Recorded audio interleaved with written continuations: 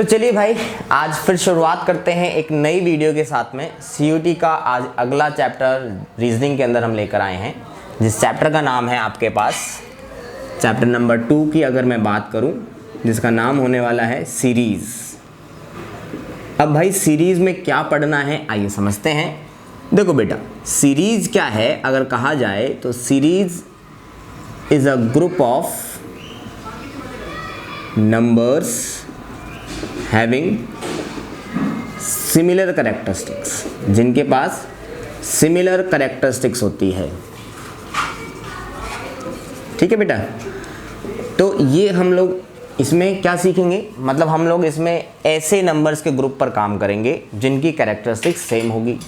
Characteristics same होने का मतलब जैसे कि भाई आपके पास कोई 5 का टेबल आ जाता है, जिसमें अगर हम बोलें कि भाई उसने दे दिया 5, 10, 15 और बोले अगला क्या, तो बेटा आपने ये शुरू के 3 नंबर से वो कैरेक्टरिस्टिक्स को पहचानना है कि मुझे दी गई कैरेक्टरिस्टिक्स क्या है।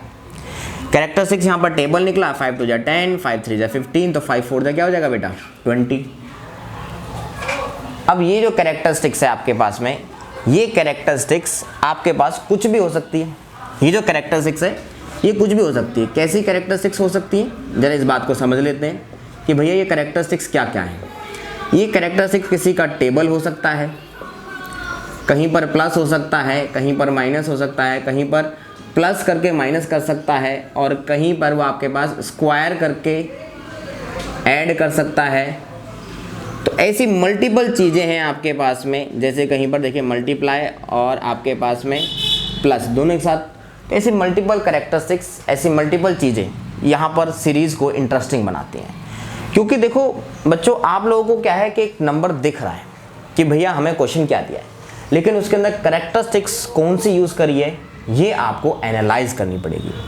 क्योंकि अगर आप एनालाइज नहीं करते हैं तो मेजॉरिटी में आपका क्वेश्चन गलत होता है। उदाहरण के लिए अगर मैं एक छोटी सी बात करूं, जैसे यहाँ पर एक छोटा सा एग्जाम्पल ले लेते हैं हम लोग, ठीक है। इस एग्जाम्पल की बात करें 3, 7, ठीक है, 13, 21, 31 एंड सो।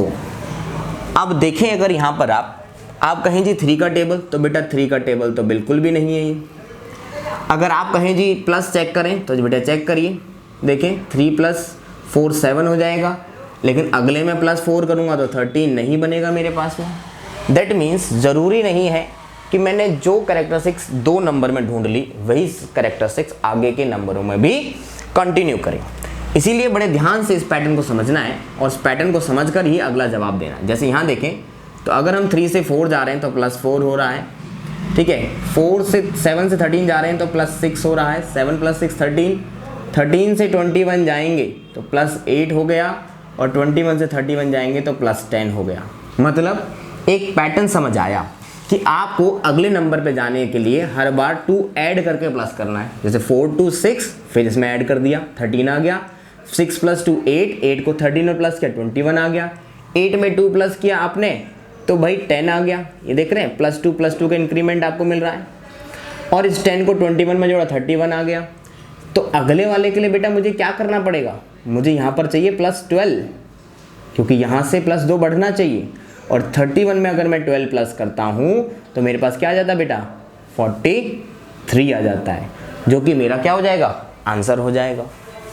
तो बेटा ऐसा नहीं है कि पैटर्न सभी नंबर में कॉमन होता है। कई बार एक बार में इंक्रीमेंट पैटर्न चला देता है, कई बार डिक्रीजिंग चला देता है, कई बार वो मल्टीप्लाई के साथ डिवाइड दिखा देता है। इसके लिए आपको समझना है सीरीज़ के डिफरेंट टाइप्स को, और इन्हीं डिफरेंट टाइप्स को लेकर आज हम आपके सामने आ गए हैं, तो जिसमें हम 1 by 1 इन टॉपिक्स की बात करने वाले हैं। तो चलिए सबसे पहले हम इनके पहले टाइप से शुरुआत करते हैं, ठीक है। चलिए शुरू करते हैं इसके टाइप्स को।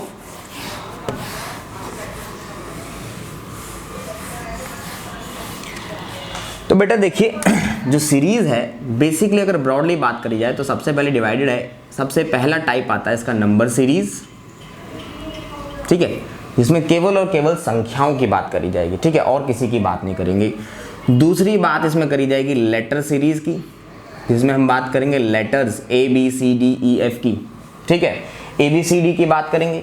इसके बाद आ जाएगा फिर नंबर लेटर्स, यानी नंबर और लेटर को मिक्स कर देंगे, नंबर प्लस लेटर, दोनों को एक साथ लाएंगे हम, और जब दोनों को एक साथ लाएंगे तो बेटा आपके पास में ऐसा होगा कि कई बार कंफ्यूजन क्रिएट होगी। इसी कंफ्यूजन को आपको यहाँ मिटाएंगे हम लोग आपके साथ में, ठीक है।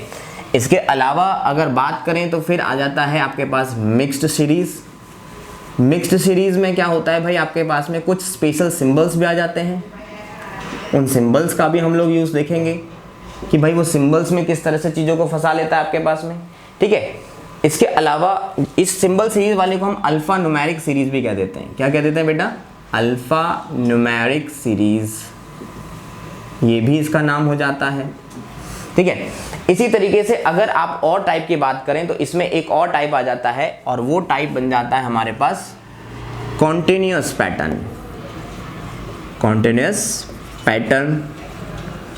और एक और टाइप जो इसमें देखने को हमें मिल जाएगा जिसकी हम बात कर रहे हैं वो है conditional letter, number and symbol. Conditional number, letter and symbol. तो बेटा अगर देखा जाए कि अगर ओवरऑल हम बात करें आपके पास में तो ये 6 टाइप आप लोगों को पढ़ने हैं, ठीक है। ओवरऑल हम लोग इन 6 टाइप्स की बात करेंगे जिसमें हम 1 बाय 1 एक एक पैटर्न को समझेंगे। जिसमें सबसे पहला हम पैटर्न जो समझने वाले हैं वो है नंबर सीरीज। आइए सबसे पहले नंबर सीरीज को करें, ठीक है। देखिए बेटा सबसे पहले नंबर सीरीज के अकॉर्डिंग बढ़ते हैं, विद एग्जांपल एक चीज़ों को लेकर चलेंगे, ठीक है। तो सबसे पहले देखें नंबर सीरीज। अब नंबर सीरीज में ध्यान रखना बेटा, आपके पास आपकी मल्टीप्लिकेशन, एडिशन, डिवीज़न, स्क्वायरिंग, ये कुछ चीज़ें ऐसी हैं जो बहुत अच्छे से आपको आनी चाहिए। क्योंकि कई बार जैसा होता है, अब जैसे मान लीजिए 143 और इधर 11 दिया है, हमें क्या पता कि ये कितने टाइम्स आता है। अब बच्चे इसके लिए क्या करते हैं, पेपर में अपना टाइम वेस्ट करते हैं। क्या करते हैं भाई, इसको ले जाएंगे रफ में ऐसे डिवाइड करेंगे कि हाँ 11 बन जाए 11, 3 बच गया 33, और काट कर फिर बोलते हैं अच्छा 13 टाइम है ये। तो बेटा जितनी देर में आपने ये किया, अगर आप इसकी जगह आपके मल्टीप्लिकेशन फास्ट होता और आपको ये करने के बजाय आप डायरेक्ट बताते कि जी 13 टाइम है, तो आपको उतना समय बच जाता और आप सीरीज़ को जल्दी सॉल्व कर पाते। इसलिए मैंने आपको पहले ही सलाह दे दी कि बेटा कुछ चीज़ों पर आपको काम करना ज़रूरी है। अगर आप इन चीज़ों पर काम करेंगे तो ये सीरीज़ सॉल्व करना आपके लिए बहुत ईजी हो जाएगा और टाइम कंज्यूमिंग नहीं होगा, समय बहुत ज़्यादा आप बचा लेंगे, ठीक है। तो कुछ क्वेश्चंस लेते हैं इस नंबर सीरीज़ के, जहाँ पर आपको इन चीज़ों को बताएंगे कि आप कैसे अपना समय बचाएंगे, ठीक है जी।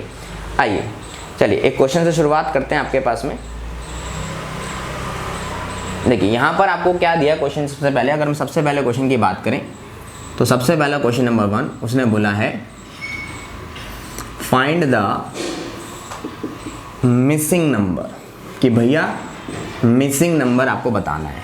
क्वेश्चन क्या दिया है भाई हमारे पास में, क्वेश्चन दिया है आपके पास में 3, 10, 101, ठीक है, और आपके पास में डैश करके यहाँ क्वेश्चन मार्क छोड़ दिया, ठीक है जी।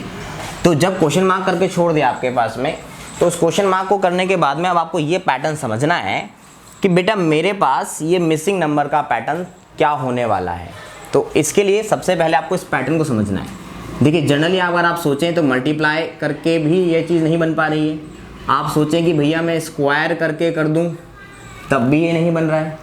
तो ये पैटर्न को थोड़ा सा समझना है आपको। पैटर्न को समझते हैं कि भैया 3 का 10 से क्या रिलेशन है। तो हमने ये बात सीधी देखनी है कि अगर हम 3 के स्क्वायर में +1 कर दें तो 10 बन रहा है। सेम अगर 10 के स्क्वायर में अगर हम +1 कर दें तो 101 बन रहा है। तो ये बात फिक्स हो गई कि अगला नंबर भी मेरे पास कैसे बनने वाला है बेटा, 101 का स्क्वायर करूँगा और +1 करूँगा। तो अगर हम ये चीज़ सिंपल कर लेते हैं तो हमारे पास अगला नंबर आ जाएगा, ठीक है। अब यहाँ पर आपके पास में आपको करना है 101 का स्क्वायर। तो बेटा 101 का स्क्वायर जिनको याद है वेरी गुड, जिनको नहीं है वो इस तरीके से भी अपना पुराने तरीके से भी कर सकते हैं, ठीक है ना। पुराने तरीके से करने में आपको समय ज़रूर लगेगा लेकिन आपका आंसर सही आएगा। तो जिन लोगों को ऐसा लगता है कि नहीं भैया बहुत टाइम कंज्यूमिंग होने वाला है, वो हमारे चैनल पर ऐसे मल्टीप्लिकेशन की ट्रिक्स के लिए जुड़ जाएं और देखें कि ये नंबर हम फास्टली कैसे कैलकुलेट कर सकते हैं। तो हमें अगला नंबर पता लग गया कि ये 10201 और इसमें बेटा +1 कर देंगे तो हमारा आंसर क्या होने जाने वाला है 10202। ठीक है, तो अगर आप अपना समय बचाना चाहते हैं इस तरह की कैलकुलेशन के लिए तो हमारे नियमित जो ट्रिक के शॉर्ट्स आते हैं उनको देखते रहिएगा। ठीक है, बढ़ते हैं अगले एग्जाम्पल की तरफ। ठीक, चलिए तो इसको हटा देते हैं, अगले क्वेश्चन को देखें। एक और देखिएगा, एक और क्वेश्चन की बात करें। अब यहाँ पर भी वो यही बोल रहा है कि भैया फाइंड द मिसिंग टर्म, कि मिसिंग टर्म क्या है आपके पास में। तो मिसिंग टर्म आपके पास कुछ भी हो सकता है।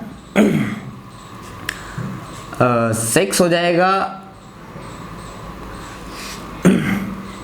14, 30, अगला कहते हैं ये क्वेश्चन है आपके पास में कि भाई 2 के बाद 6, 6 के बाद 14, 14 का 30, तो 30 के बाद अगला नंबर क्या। तो बेटा सिंपल पैटर्न समझिए, क्या कर रहा है इसने, यहाँ पर इसने किया multiply by 2 + 2, multiply by 2 + 2, same बात मल्टीप्लाई बाई 2 + 2, सेम बात यहाँ पर भी लागू होने वाली है मल्टीप्लाई बाई 2 + 2। ठीक है, 32 जो 60 और ये 62 मेरा आंसर हो गया। बात समझ में आई कि मतलब हमारे पास क्या है, मिसिंग टर्म के लिए हमारे पास सिर्फ ये 4 ब्रॉड छोटे छोटे स्टेप्स बहुत अच्छे से आने चाहिए। अगर ये अच्छे से आते हैं तो ऐसे क्वेश्चन बहुत अच्छे से आप कर पाएंगे। एक और क्वेश्चन देखते हैं, जहां पर आपके पास क्वेश्चन क्या कहता है भाई, क्वेश्चन कहता है फाइंड द सिमिलर। वो यहाँ पर आपसे एक पहली बात में ही कह रहा है कि भैया मुझे ना सिमिलर चीज़ बता दो, या इस क्वेश्चन को ऐसे भी बोल देता है find the wrong term, find the wrong term in the sequence. इस सीक्वेंस में क्या गलत टर्म दिया हुआ है। सीक्वेंस ले लेते हैं, जो लास्ट ईयर का क्वेश्चन था वही क्वेश्चन ले रहा हूं मैं। 4, 12, ठीक है, 30, 68, 146, 302 और 422। ये प्रीवियस ईयर CUT में लिया गया और इस क्वेश्चन को इसी तरह से पुट किया गया कि भाई आप बताइए कि रॉन्ग टर्म क्या है इस सीक्वेंस में। इस बार मिसिंग ना करके आपको बोला कि इसमें कुछ गलत बिठा दिया हमने, क्या गलत है। तो पैटर्न को समझ लीजिए, अगर पैटर्न को समझ लिया तो आपका काम इजी हो जाएगा। पैटर्न देखिए क्या दिया इसमें, पैटर्न सिंपल था, मल्टीप्लाई बाई 2 + 4, मल्टीप्लाई बाई 2, ठीक है जी, +6। ठीक है, देखिए 2 से मल्टीप्लाई किया, 4 2 जा 8, 8 + 4 12, 12 को 2 से मल्टीप्लाई किया 24 + 6 किया 30, फिर 30 को अगर मैं 2 से मल्टीप्लाई करता हूं तो 60 और अगला क्या हो जाएगा +8। तो देखिए बेटा ये कॉमन पैटर्न चल रहा है और ये वाला जो अगला टर्म है ये बढ़ भी रहा है। सेम अगला देखिए 68 को 2 से करेंगे तो आपके पास क्या बनने वाला है भाई, आपके पास में इसको मल्टीप्लाई बाई 2 करना है और +10 करना है। ठीक है, सेम इसको जब अगले बार से करेंगे तो यहाँ पर भी मल्टीप्लाई बाई 2 + 10, बस अब आपको +12, बस आपको यही चीज़ देखनी है कि ये जो मेरा नंबर आ रहा है क्या वो सही है। तो 68 को 2 से मल्टीप्लाई किया हमने, तो 2 से मल्टीप्लाई किया तो भाई आपके पास 136 बन गया, +10 किया तो हमारे पास 146 बन गया, मतलब ये सही है। अब अगर हम 146 को 2 से मल्टीप्लाई करते हैं तो बेटा आपके पास में क्या आ जाएगा भाई, आपके पास में ये देखिए यहाँ पर 9 और ये आ गया 2, 292। अगर इसमें 12 में प्लस कर भी दूं तो क्या आ जाएगा बेटा आपका 304, लेकिन मुझे क्या दिया हुआ है बेटा 302 दिया हुआ है। दैट मीन्स मेरे पास आना चाहिए था 304, लेकिन दे दिया उसने जानबूझकर 302, मतलब यही मेरा क्या है रॉन्ग टर्म।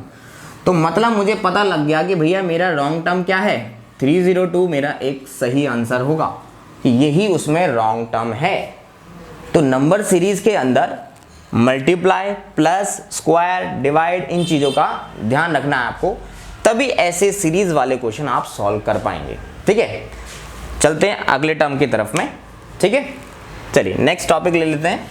अगला टॉपिक देखिए बेटा हमारे पास में जो कि है लेटर सीरीज। ठीक है, आइए लेटर सीरीज को देखते हैं सबसे पहले कि लेटर सीरीज क्या है भाई हमारे पास में। देखिए लेटर सीरीज को करने के लिए मैं आपको पहले भी अपनी लास्ट वीडियो एनालॉजी में बता चुका हूँ कि भैया आपको अल्फ़ाबेट्स याद होने चाहिए पूरे प्रॉपर ऑर्डर में, A to Z का पूरा सीक्वेंस आपको पता होना चाहिए। ठीक है, अभी आप लोगों की रेफरेंस के लिए मैं यहाँ लिख दे रहा हूँ, बट वही मेरी बात कि याद होना चाहिए। ठीक है, क्योंकि अगर आपको याद नहीं होगा तो आप इस पैटर्न को समझ ही नहीं पाएंगे कि हो क्या रहा है। ठीक है बेटा, तो ये चीज़ का ध्यान रखेंगे और बहुत अच्छे से इस पैटर्न को समझकर काम करेंगे। ये OPQRST, ये UVWXYZ काउंटिंग लिखेंगे ऊपर वाली 4 5 6 7 8 9 10 11 12 13 14 15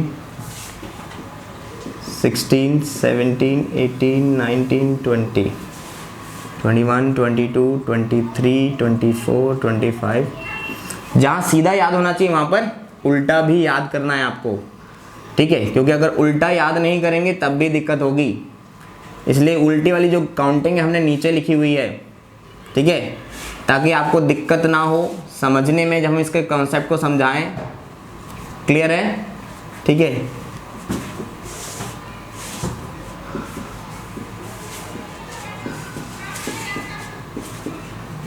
ये 25 और ये 26। ठीक है बेटा, ये आपके रेफरेंस के लिए हमने यहीं पर रेडी कर दिया चीज़ें, सारी चीज़ें। अब देखिए क्वेश्चन ले लेते हैं। जैसे उसने बोला, क्वेश्चन बोला कि भैया find the next term, find the next term, कि मुझे अगली टर्म बताइए। अगली टर्म के लिए क्वेश्चन ले लिया उसने, जैसे कि ACFJ, ठीक है, O, और बोला कि अगला बताओ क्या। ठीक है, पैटर्न समझिए क्या है भाई।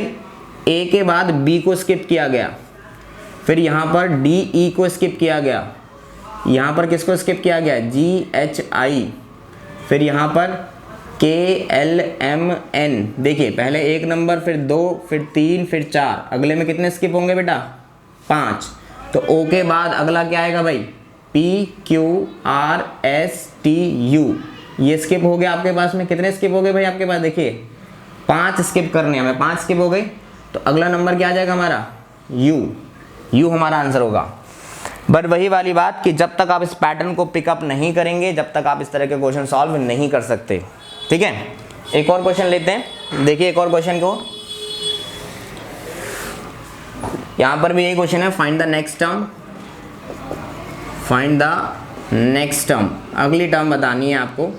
तो अगली टर्म क्या है भाई हमारे पास, AIQ, ठीक है, BJR, इसके बाद CKS, और एक दिया हुआ है DLT।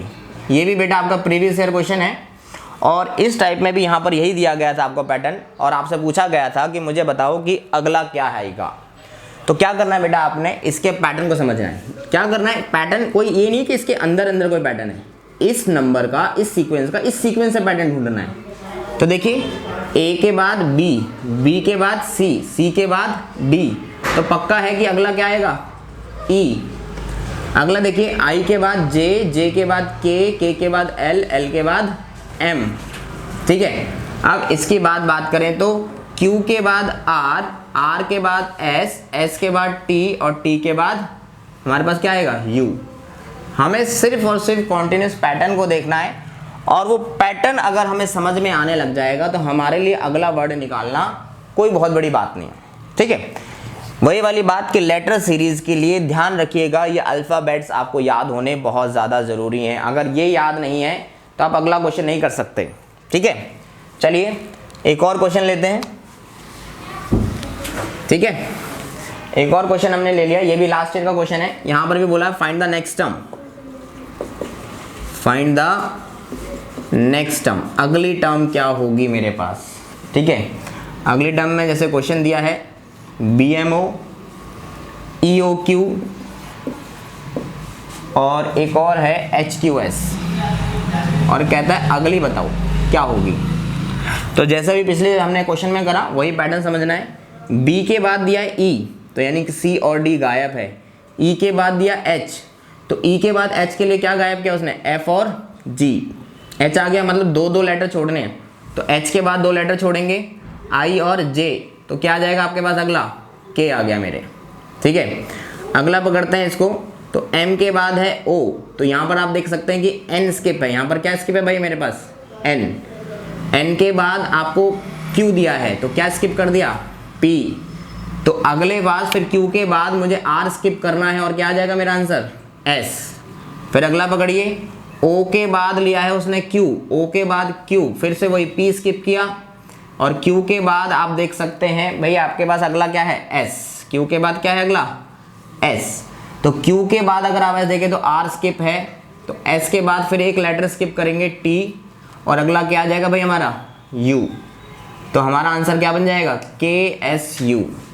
ठीक है, एक पैटर्न समझा कि भैया एक एक लेटर पकड़िए, किसमें क्या मिसिंग है, उस मिसिंग के हिसाब से यहाँ एडजस्टमेंट करनी है और आपका आंसर आपके सामने। ठीक है, और इसका यूज़ कैसे करना है वो मैंने अभी आपको करके भी यहाँ दिखाया कि हमारे पास अल्फ़ाबेट्स अगर हमें याद होते हैं तो हम इनका यूज़ किस तरीके से कर सकते हैं। ठीक है, तो इस तरह से लेटर सीरीज को सॉल्व करना आपके लिए आसान हो जाएगा, टाइम कंज्यूमिंग नहीं होगा, बहुत ईजी होगा। अभी आपके सामने देखा हमने बहुत जल्दी क्वेश्चन को सॉल्व कर लिया। ठीक है, और फिर भी आप इस तरह की और शॉर्ट ट्रिक्स चाहते हैं तो हमारे साथ जुड़े रहिए और देखते रहिएगा चीज़ों को। ठीक है, चलते हैं हम अगले टॉपिक की तरफ। ठीक है, नेक्स्ट हमारा जो टॉपिक रहेगा वो है फिर अल्फा न्यूमेरिक सीरीज। चलिए अगले में चलें, देखिए बेटा। चलो भाई, तो आज अगली तीसरी सीरीज क्या है भाई हमारे पास, तीसरी देखिए अल्फा न्यूमेरिक सीरीज। तो बेटा अल्फा न्यूमेरिक सीरीज का मतलब क्या है भाई, कि जिसमें हम नंबर्स और लेटर्स दोनों को एक साथ दे देते हैं। ठीक है, ताकि बच्चे के दिमाग में कन्फ्यूज़न रहे कि भैया हमें करना क्या पैटर्न है, हम अल्फ़ाबेट के हिसाब से चलें, लेटर के हिसाब से चलें, नंबर के हिसाब से चलें, किस तरीके से चलें, इसको बड़े ध्यान से देखना है। ठीक है, तो इसमें जैसे क्वेश्चन अभी हम ले रहे हैं, ठीक है, वो क्वेश्चन लास्ट ईयर का है, जैसे कि 3F, ठीक है, 6G, ठीक है, इसके अलावा 11I और 18L ये आपको दिया है और आपसे बोला है अगले टर्म निकालिए। ध्यान रखना, नंबर का जो पैटर्न है वो नंबर के हिसाब से चलाइएगा और जो आपके पास लेटर्स का पैटर्न है वो लेटर के हिसाब से चलाना है आपको। ठीक है, तो अगर यहाँ देखें तो 3 और 6 में कितना गैप, 3, 6 और 11 में 5 का गैप, 11 और 18 में 7 का गैप। एक ऑड नंबर की सीरीज बन गई नीचे। तो अगला ऑड नंबर क्या होगा, 9। तो 18 और 9 कितना हो जाएगा भाई आपके पास में, 27 हो जाएगा। आगे बढ़ते हैं इसमें लेटर के हिसाब से, F के हिसाब से G के बाद H छोड़ा I के बाद J छोड़ा K छोड़ा L। ठीक है, देखिए 1 छोड़ा, यहाँ पर आपके पास एक भी 0 है बिल्कुल, यहाँ पर 1, यहाँ पर 2, तो अगले में 3 छोड़ेंगे। M N O 3 छोड़ दिया, अगला क्या आ जाएगा आपका P। तो हमारा आंसर क्या हो जाएगा भाई, 27P बन जाएगा। ठीक है, इस तरह से एक और क्वेश्चन के साथ समझिए कि ऐसे क्वेश्चन को कैसे सॉल्व करना है। एक और क्वेश्चन ले लेते हैं। देखिए एक और क्वेश्चन क्या दिया आपको, P3C कॉमा आपके पास R5F, नेक्स्ट आपको दिया है T8I और फिर है V12L और बोला फिर वही नेक्स्ट टर्म बताइए। तो जैसे ऊपर बताया कि नंबर को नंबर के हिसाब से बढ़ाना है और लेटर्स को लेटर के हिसाब से बढ़ाना है, वही चीज़ यहाँ पर भी करनी है आपको। पहला लेटर पहले लेटर के हिसाब से कंपेयर करिएगा, दूसरा दूसरे से, तीसरा तीसरे से कंपेयर करना है। P को अगर कंपेयर करें तो ये कितना हो जाएगा, Q को छोड़कर R, S को छोड़कर T, ठीक है जी, U को छोड़कर V, ठीक है, तो V के बाद क्या है, W को छोड़कर X। आगे हमारा पहला आंसर कि भैया X बनना है पहले पर, दूसरे पर 3 के बाद 5, ठीक है, +2 का फ़र्क आ गया, फिर 5 + 3, ठीक है जी, +4। देखिए ऊपर प्रॉपर चल रहा है, 2 के बाद 3, 3 के बाद 4, तो 4 के बाद क्या आएगा भाई अगला 5, यानी कि यहाँ पर कितना आ जाएगा 17। अगला पकड़िए, C के बाद आपको दिया है F, तो क्या छोड़ दिया, D E छोड़ दिया। F के बाद अगला दिया है आपको आपके पास I, अब I दिया है तो G और H छोड़ दिया, ठीक है जी। फिर I के बाद आपको दिया है आपके पास L, ठीक है, J के छोड़ दिया। तो प्रॉपर समझिए, दो अक्षरों को छोड़ना है। तो अगला जब हम चलेंगे तो L के बाद क्या छोड़ेंगे, M छोड़ेंगे, N छोड़ेंगे और आंसर क्या बनेगा आपके पास O। तो मेरा आंसर क्या हो गया, X17O, ये मेरा रिक्वायर्ड आंसर, ठीक है जी।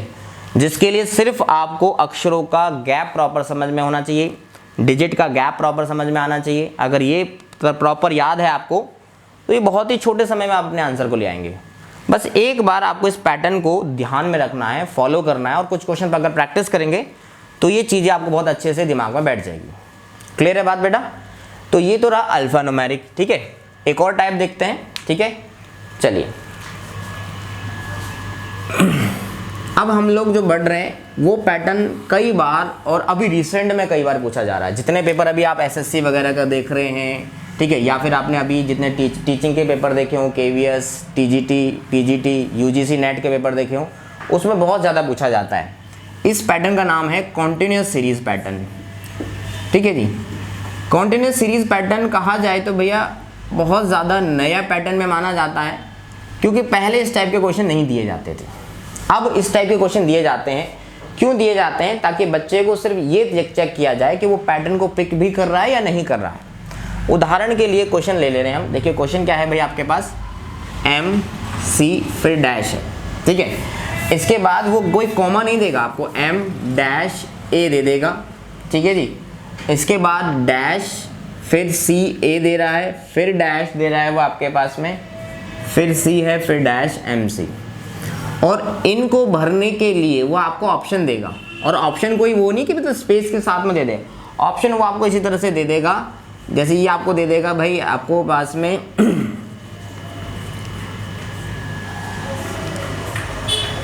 इस टाइप में, जैसे आपके पास में 3 या 4 हैं तो वो 3 या 4 यहाँ पर लेटर भर देगा। पर बेटा हमें ऑप्शन से यहाँ कोई लेने देना नहीं है कि हमें वो 3 या 4 चीज़ें इकट्ठी दे दे, हम उसको एक एक करके लगा कर देखें, नहीं। आपको ऑप्शंस पे ध्यान जाना ही नहीं है, आपको सिर्फ एक पैटर्न को समझना है। पैटर्न क्या है कि मुझे ये कंफर्म है कि एम के बाद सी आना है।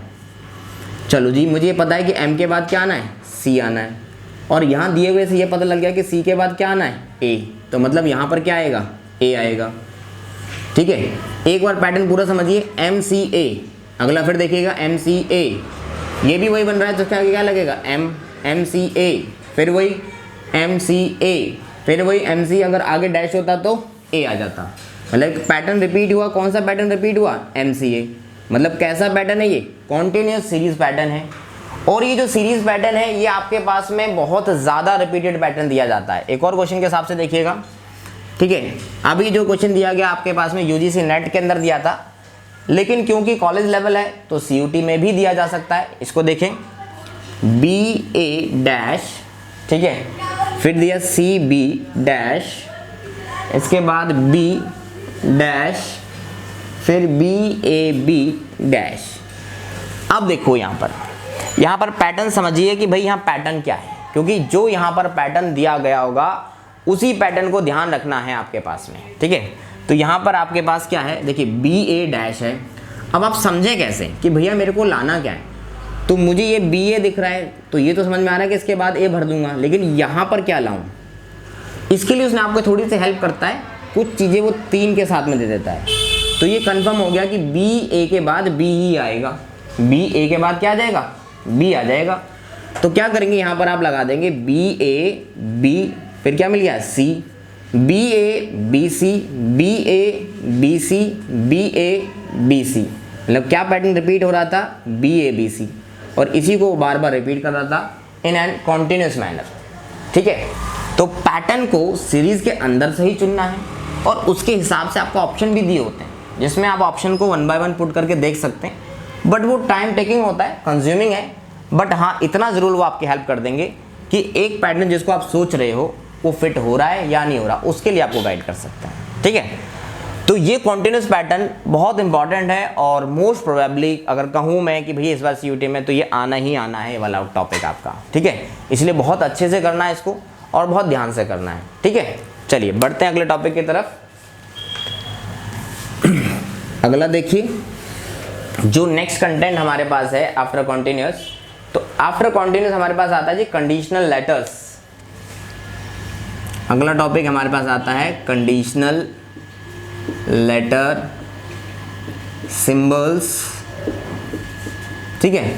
लेटर के साथ साथ सिंबल भी डाल देगा, और अगर कहें तो नंबर भी डाल देगा। वो तीनों चीज़ों को मिलाना शुरू कर देगा कंडीशन के साथ में, ठीक है। और कंडीशन के साथ मिलाकर वो आपसे पूछेगा कि भैया इनमें से कौन सा सिंबल गलत है, कौन सा सिंबल गलत सही है, या इनमें कोई कौन सा नया सिंबल आने वाला है। इस तरह के क्वेश्चन आपसे पूछ सकता है। जैसे यहाँ पर एक क्वेश्चन देखिएगा, ठीक है, एक क्वेश्चन किया है भाई आपके पास B5R1 EK4F7 कॉपीराइट। इसके बाद है हमारे पास DAM2P3%। परसेंट के बाद फिर आपके पास है 9H। ये क्वेश्चन लॉन्ग होते हैं इसीलिए कंफ्यूजिंग भी होते हैं, ध्यान रखिएगा बेटा, लॉन्ग है इसीलिए कंफ्यूजिंग भी है। उसके आगे का पार्ट इधर ले लेते हैं 8, ठीक है। इसके बाद asterisk 6 UI dollar VQ and hash. और इस क्वेश्चन में क्या दिया उसने क्वेश्चन को इस तरीके से दे देगा आपको, कहता है कि how many such symbol are there followed by each arrangement which is immediately preceded by a number but not immediately followed by a constant. मतलब कहता है कि भैया आपके पास ऐसे कितने सिंबल हैं जिनके पहले नंबर आएगा, ठीक है जी, जिनके पहले क्या आएगा भाई आपके पास में नंबर आएगा, लेकिन वो किसके द्वारा फॉलो नहीं होंगे, किसी कांस्टेंट के द्वारा फॉलो ना, लेकिन उनके बाद नंबर नहीं आना चाहिए। सिंबल से पहले नंबर चाहिए और सिंबल के बाद नंबर नहीं चाहिए। इसीलिए क्वेश्चन को बहुत ध्यान से पढ़ना है कि वो क्या कह रहा है कि क्या फॉलो होना चाहिए, क्या फॉलो नहीं होना चाहिए। तो यहाँ क्वेश्चन ने बोला कि भाई आपके पास प्रेसीडेड बाय नंबर हो but not followed bye constant हो, मतलब वही कि पहले नंबर आए बाद में ना आए। तो अगर देखें पहले सिंबल को तो बेटा इसके बाद नंबर आ रहा है लेकिन इससे पहले बाद में नंबर नहीं आ रहा है, मतलब एक ये वाला पॉसिबल है। यहाँ देखें अगर आपके पास तो ये भी पॉसिबल है। यहाँ देखिए ये नहीं हो सकता आपके पास में, ठीक है, परसेंट वाला बिल्कुल नहीं हो सकता। क्यों नहीं हो सकता? क्योंकि नंबर तो है लेकिन बाद में भी डिजिट आ रही है। और आ जाइए, ये भी नहीं हो सकता, पहले नंबर है बाद में भी नंबर है। और आ जाइए, ये भी नहीं होगा, दोनों तरफ लेटर है, ये तो होगा ही नहीं। तो मतलब कुल मिलाकर ऐसे कितने सिंबल पॉसिबल थे जिनके पहले नंबर था बाद में नंबर नहीं था? सिर्फ और सिर्फ 2। तो आपके ऑप्शन में कहीं 2 दे रखा होगा, वही आपका क्या हो जाएगा, जवाब हो जाएगा। बेटा ये बहुत स्पेशल सीरीज मानी जाती है क्योंकि यहाँ पर कंडीशन के हिसाब से चीज़ों को फुलफिल करना होता है, ठीक है। जैसे एक और सीरीज इसमें ले लेते हैं हम लोग, देखिए यहाँ पर 7274276 4376। इसके बाद आ जाता है 53578437। इसके बाद 6724 और इसके बाद है 06743। इतना लंबा आपको देखिए सीरीज दे दी लेटर्स की, अपने आप में नंबर्स की। और क्या बोला, हाउ मैनी 7, देखिए क्या कह रहा है पहले समझ लीजिए, हाउ मैनी 7, ठीक है जी, precede how many 7 immediately preceded by 6, ठीक है जी, but not followed by 4, but not followed by 4। मतलब कितने ऐसे 7 हैं जिनके पीछे 6 आएगा लेकिन आगे 4 नहीं आना चाहिए। कोई चीज़ गिने, 7 को पकड़ना है, तो ये तो बेटा होगा ही नहीं पॉसिबल, ठीक है। 7 से पहले 6 चाहिए, तो यहाँ 7 से पहले 2 आ गया, ये भी नहीं है, ये भी नहीं है। 7 से पहले 6 मिल गया, बाद में 4 नहीं आना चाहिए, तो ये वो नंबर हो सकता है मेरा 1। 7 से पहले 6 नहीं है, नहीं हो सकता। 7 से पहले 6 नहीं है, नहीं हो सकता। 7 से पहले 6 है, बाद में 4 भी नहीं है, तो ये हो सकता है। 7 से पहले 6 लेकिन 4 आ रहा है, ये भी नहीं हो सकता। तो कितने 7 पॉसिबल हुए? 1, ठीक है जी, 2, ये सिर्फ 2 7 पॉसिबल है आपके पास। तो आपका आंसर क्या हो जाएगा फिर से 2। इसीलिए इन कंडीशन में ध्यान रखना, क्या कंडीशन दे रहा है, एक कंडीशन देगा प्रीसीडेड और एक कंडीशन देगा फॉलोड। अगर आप प्रीसीडेड और फॉलोड को ध्यान में रखेंगे तो आप क्वेश्चन को बहुत इजीली पिक कर पाएंगे, ठीक है। कुछ नहीं है बेटा, देखो रीजनिंग में थोड़ा सा समय लगता है आपको कि भैया ट्रिक्स को सीखने में, एक बार सीख जाएंगे तो बहुत जल्दी से चीज़ों को पिकअप कर लेंगे। तो आपको कुछ नहीं करना, इन चीज़ों की छोटी सी प्रैक्टिस करनी है और इनकी और भी मज़ेदार ट्रिक्स के लिए हमारे साथ जुड़े रहना है और अपना प्यार दिखाते रहना है। तो इसी तरह के मज़ेदार ट्रिक्स के साथ और इजी तरीके से चैप्टर को बनाने के लिए आगे देखते रहिए हमारे चैनल को और मिलते हैं अगले चैप्टर के साथ।